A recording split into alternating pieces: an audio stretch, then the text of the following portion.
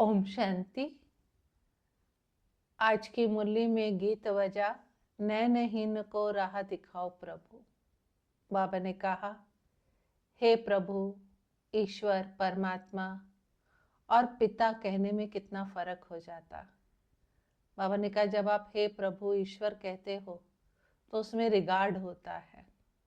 पिता शब्द थोड़ा साधारण हो जाता, क्योंकि दुनिया में पिताएं बहुत हैं, लौकिक पिता भी पिता है। तो इसलिए बाबा ने कहा कि पिता शब्द जो है साधारण हो जाता। भक्ति में भी बाबा ने कहा कि हे प्रभु, हे ईश्वर कहते, कभी बाबा शब्द नहीं कहते, जबकि जानते हैं कि वो परम पिता है, लेकिन फिर भी जैसे बाबा शब्द दब जाता है। गीत भी गाते हैं कि नैनहीन को राह दिखाओ प्रभु। बाबा ने कहा उसमें भी प्रभु शब्द कहते हैं, क्योंकि समझते हैं कि प्रभु बड़ा है, समर्थ है, वो जो चाहे सो कर सकता है, इसलिए प्रभु कहते, ईश्वर कहते। बाबा ने कहा गीत भी और भी गीत गाते, तो मात पिता हम बालक तेरे, तेरी कृपा से सुख नेरे, ये भी गीत गाते।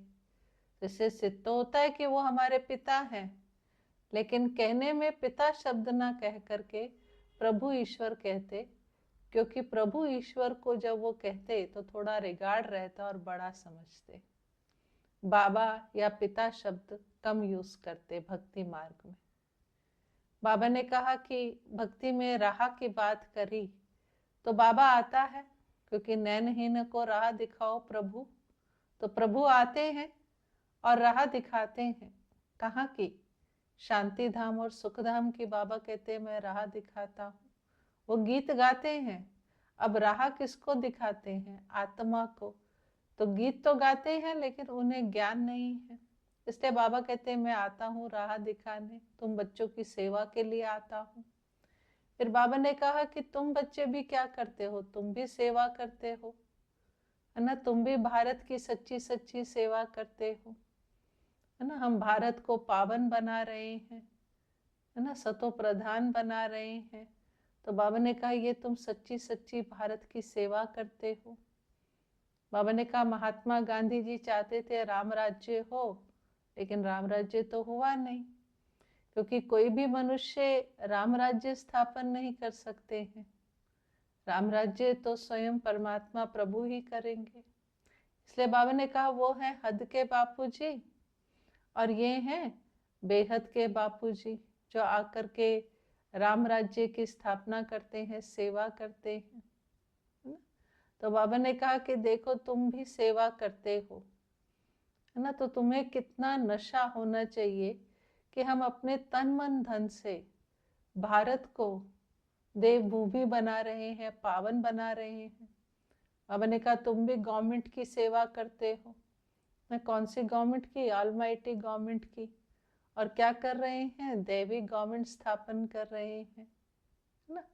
तो बाबा ने कहा लेकिन तुम बच्चों में भी नंबरवार इस बात का नशा और खुशी या फक्र होता है कि हम भारत को फिर से देवभूमि या पावन या सतो प्रधान बना रहे हैं, ना। बाबा ने कहा ये नशा सबको एक रस नहीं है। इसलिए बाबा ने कहा कि तुम बच्चों का भारत भूमि के साथ सच्चा सच्चा लव है, लेकिन बाबा ने कहा सब गुप्त है, क्योंकि किसी को पता नहीं है कि तुम क्या कर रहे हो। तुम गुप्त रीति से भारत को सतो प्रधान बना रहे हो, है ना। श्रीमत भी गुप्त है, बाबा भी गुप्त है, हमारी सेवा भी गुप्त है ना। तो बाबा ने कहा तुम श्रीमत पर ये सेवा कर रहे हो, लेकिन दुनिया में मनुष्यों को इस बात का कुछ भी पता नहीं है। फिर बाबा ने कहा कि देखो जो तुम राम राज्य की स्थापना कर रहे हो, इस राम राज्य की स्थापना के लिए तुम्हें कोई जेल आदि में जाने की दरकार नहीं है ना। हमारे युद्ध किससे है? हमारे युद्ध तो 5 विकारों से है ना। तो इस समय जो मनुष्य है वो 5 विकारों रूपी रावण की जेल में है। ये बाबा ने कहा सारी दुनिया ही लंका है, एक लंका नहीं, क्योंकि पूरी दुनिया ही टापू है ना। और इस समय पूरी दुनिया पर किसका राज्य चल रहा है? रावण का राज्य चल रहा है। और बाबा ने हमें क्या कहा है कि तुम्हें जो है क्या करना है, भारत की सच्ची सच्ची सेवा करनी है। लेकिन बाबा ने कहा कि किसी को पता नहीं है कि तुम कैसे गुप्त रीति से भारत की सेवा कर रहे हो, है ना। मनुष्य ये नहीं जानते, लेकिन बाबा ने कहा आगे जाकर जानेंगे। अभी तो गवर्नमेंट भी नहीं जानती है कि कैसे बीके जो है वो अपने तन मन धन से भारत को श्रेष्ठ से श्रेष्ठ बनाने की सेवा कर रहे हैं। क्योंकि बाबा ने कहा भारत ही सचखंड था और आज भारत ही झूठखंड बन गया है, तो भारत को सचखंड कौन बनाएगा। तो बाबा ने कहा गॉड इज ट्रुथ, है ना। ईश्वर ही आकर सचखंड की स्थापना करते हैं, है ना। तो बाबा, इसलिए बाबा ने कहा कि मैं सेवा करता हूँ। बाकी बाबा ने कहा कि रामायण में जो बातें लिख दी हैं, बंदर की सेना ली, है ना, राम राज्य कैसे स्थापन हुआ कि राम ने बंदर की सेना लेकर रावण पर विजय प्राप्त करी।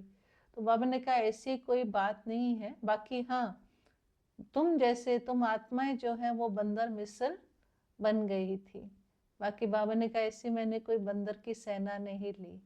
इसलिए बाबा ने कहा राम ने आकर ही राम राज्य की स्थापना करी। अब बाबा ने कहा कि राम कौन, शिव। शिव कहो राम कहो, बात तो एक ही है, क्योंकि निराकार की बात है, वो त्रेता वाले राम की बात नहीं है। इसलिए बाबा ने कहा कि तुम्हारे अंदर कितना उमंग है कि हम भारत की सेवा करें, है ना। इसलिए सब बच्चों के अंदर भारत की सेवा करने का कितना उमंग रहता है, क्योंकि बाबा ने कहा तुम अपने तन मन धन से खास भारत और आम पूरे विश्व की सेवा कर रहे हैं।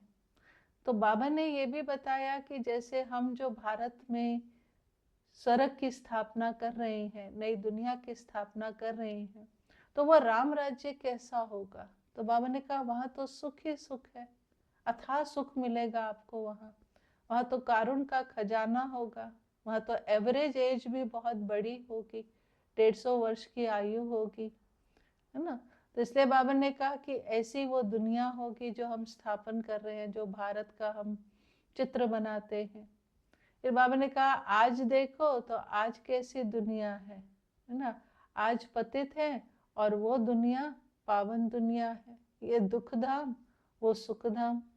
बाबा ने कहा यहाँ पर देखो तो सब अनराइटियस इररिलीजियस है ना, और दुखी हैं। और सतयुग में, है ना, सब रिलीजियस होंगे, राइटियस होंगे, एवर हैप्पी होंगे।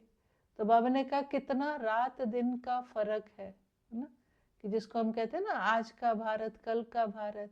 तो बाबा ने कहा दोनों में कितना रात दिन का फर्क है।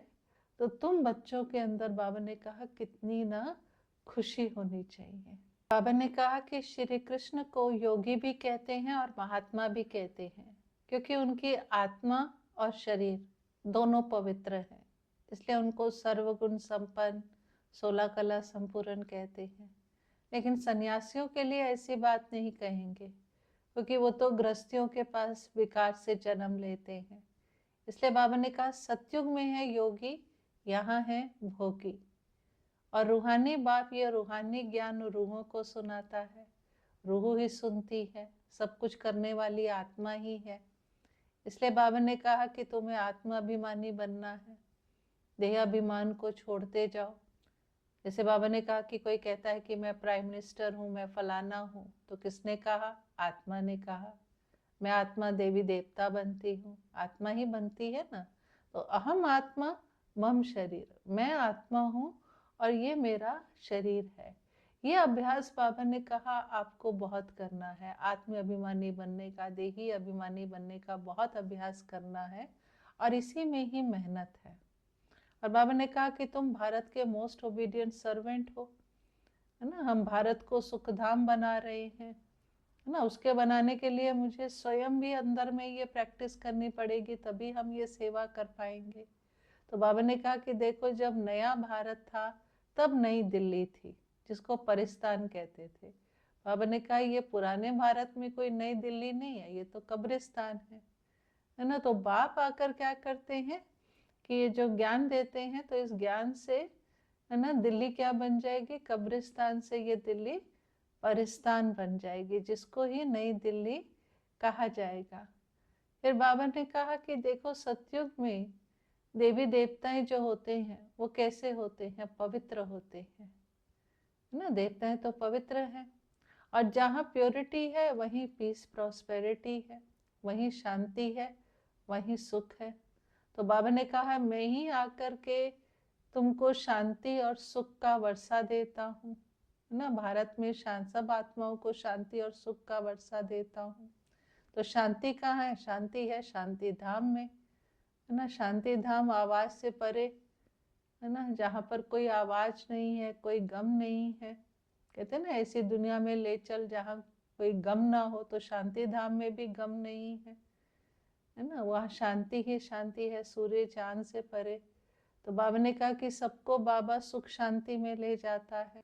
बाबा ने कहा कि देखो देवताएं जो है पवित्र है, तो मनुष्य उनको जाकर पूजते हैं, उनकी पूजा करते हैं, उनके आगे माथा टेकते हैं। तो पवित्रता का मान है, इसलिए बाबा कहता है पवित्र बनो। लेकिन जब हम मनुष्य को समझाते हैं कि पवित्र बनो, तो वो कहते हैं ये कैसे होगा, है ना, सृष्टि कैसे वृद्धि को पाएगी, बच्चे कैसे पैदा होंगे। तो बाबा ने कहा उनको समझाओ, देखो ये लक्ष्मी नारायण निर्विकारी है ना। लेकिन बाबा कहते देखो तुमको भारत को पावन बनाने में कितना सहन करना पड़ता है, इतना सहज तो वो मानते नहीं है, है ना। फिर बाबा ने कहा कि ड्रामा जो है हूबहू रिपीट होता है। अब बाबा ने कहा इसका मतलब ये नहीं कि ड्रामा कहकर बैठ जाना है, अर्थात हम कुछ कर्म ही ना करें, बैठ ही जाए, ड्रामा में होगा तो मिल जाएगा, तो ये भी गलत हो जाता है, इसको भी समझना है। ऐसे थोड़ी ना बाबा कहते हैं कि बैठे रहो तो पानी अपने आप आ जाएगा। तो पानी पीने के लिए पुरुषार्थ तो करना पड़ेगा, बिना पुरुषार्थ के प्रारब्ध तो नहीं बनेगी, है ना। तो ये भी बाबा ने कहा कई बच्चे राज को नहीं समझते और ड्रामा कहकर बैठ जाते हैं। तो बाबा ने कहा इस सृष्टि का क्या नियम है? पुरुषार्थ और प्रारब्ध, बिना पुरुषार्थ के प्रारब्ध नहीं बनती है। इसलिए यहाँ पर क्या है, यहाँ पर हम बेहद का पुरुषार्थ कर रहे हैं, बेहद की प्रारब्ध, बेहद का सुख प्राप्त कर रहे हैं। फिर बाबा ने कहा देखो भक्ति में भी तो पुरुषार्थ है ना, तो भक्ति भी कितनी अंधश्रद्धा से करते हैं। फिर बाबा ने कहा ब्रह्मा बाबा भी रामायण पढ़ते थे, है ना, घर में उनके चलता था, और खुद ही पंडित बनकर सुनाते थे। तो वो अलग चीज है, ज्ञान अलग चीज है, भक्ति अलग चीज है। फिर भक्ति में भी बाबा ने कहा कि एक व्यभिचारी भक्ति और एक अव्यभिचारी भक्ति, है ना। तो एक शिव की भक्ति करना उसको ही अव्यभिचारी भक्ति कहा जाता है। फिर बाबा ने पठान जो कराची का भी सुनाया कि कैसे पठान कहता था कि मैंने बहिष्ठ देखा। तो बाबा ने कहा ये भी वंडर है। तो भक्ति में तो बाबा ने कहा दुनिया में 7 वंडर्स हैं, लेकिन सबसे बड़ा वंडर कौन सा है? सबसे बड़ा वंडर है स्वर्ग, है ना। तो बाबा ने कहा कि देखो बाबा जो है हाईएस्ट ऑन हाई है, लेकिन कितने सिंपल हैं, कितने साधारण हैं, कितने निरअहंकारी हैं, है ना। ऊंचे तो ऊंचा बाप है, लेकिन है निरअहंकारी। बाबा कहते मैं तो बच्चों की सेवा में आया हूँ, है ना, मैं तो बच्चों की सेवा कर रहा हूँ, है ना। तो बाबा ने कहा कि देखो बाप मिला है, विश्व की बादशाही दे रहे हैं, तो ऐसे ऊंचे से ऊंचे बाप दादा को भूलना तो नहीं चाहिए। लेकिन बाबा ने कहा कि माया जो है भुला देती है ना, भूलना तो नहीं चाहिए। तो बाबा ने कहा बाबा तो कितने निष्काम सेवा करते हैं। बाबा ने कहा मैं तो तुमको स्वर्ग की बादशाही, तुमको घर ले जाऊंगा शांति धाम, फिर तुम जाकर के स्वर्ग की बादशाही करोगे, मैं तो स्वर्ग में नहीं आऊंगा। तो मेरे जैसा निष्काम सेवाधारी तो कोई होता नहीं। जैसे लौकिक में भी बाप जो है बच्चों को सब कुछ देकर खुद वानप्रस्थ में चले जाते हैं, तो बाबा ने कहा मैं भी सच्चा सच्चा निष्काम सेवाधारी तो बाबा है ना। इसलिए बाबा ने कहा कि देवी गुण धारण करने हैं और आसुरी गुण अवगुण को निकालते जाना है। बाबा ने कहा एक निर्गुण संस्था भी है ना, और भक्ति में भी गाते हैं मुझ निर्गुण हारी में कोई गुण नहीं, लेकिन समझते थोड़ी है। आज के वरदान में बाबा ने कहा अव्यक्त स्वरूप की साधना द्वारा पावरफुल वायुमंडल बनाने वाले अव्यक्त फरिश्ता भव। बाबा ने कहा कि अगर आपको पावरफुल वायुमंडल बनाना है तो अव्यक्त स्वरूप की साधना करनी पड़ेगी। है ना। तो बाबा ने कहा जैसे साधना क्या होता है ना, जब हम किसी भी बात की साधना करते हैं तो बार बार उस बात का ध्यान करते हैं, बार बार उसके ऊपर अटेंशन देते हैं। तो उसी तरह से बाबा ने कहा कि आपको अव्यक्त स्वरूप की तपस्या अर्थात कि इस स्वरूप के ऊपर बार बार अटेंशन देना है कि मैं इस स्वरूप से नीचे ना हूँ, सदा अव्यक्त स्वरूप में रहूं। ये अपने ऊपर बार बार अटेंशन देना है। और बाबा ने कहा अपनी स्मृति में क्या रखना है कि मैं अव्यक्त फरिश्ता हूँ, इस वरदान को स्मृति में रखना है। तो बाबा ने कहा उससे क्या होगा कि ऑटोमेटिकली शक्तिशाली वायुमंडल बन जाएगा, और जिस शक्तिशाली वायुमंडल में है ना सब व्यर्थ बातें और व्यर्थ जो है वो समाप्त हो जाएगा, है ना। दूसरा भी जो आएगा तो वो भी उस वायुमंडल में आते ही उस रंग में रंग जाएगा, अर्थात उसका भी व्यर्थ समाप्त हो जाएगा।